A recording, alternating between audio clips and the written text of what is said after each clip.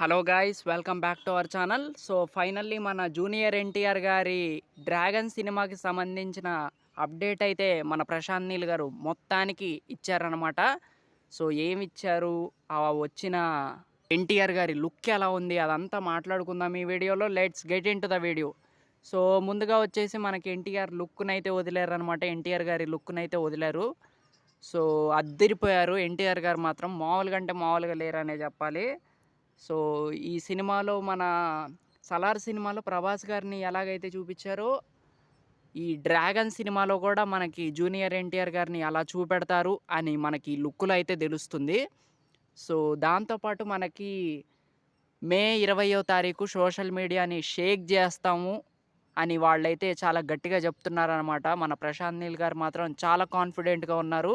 ఎందుకంటే మే 20వ తారీఖు మన జూనియర్ ఎన్టీఆర్ గారి బర్త్‌డే ఉంది కాబట్టి, ఆ రోజు ఈ సినిమాకి సంబంధించిన గ్లిమ్స్ వదులుతారు. అండ్ ఈ సినిమాకి సంబంధించి టైటిల్ కూడా వాళ్ళు ఆల్మోస్ట్ ఫిక్స్ చేస్తారనమాట. ప్రస్తుతానికైతే మనం 'డ్రాగన్' అనుకుంటున్నాము.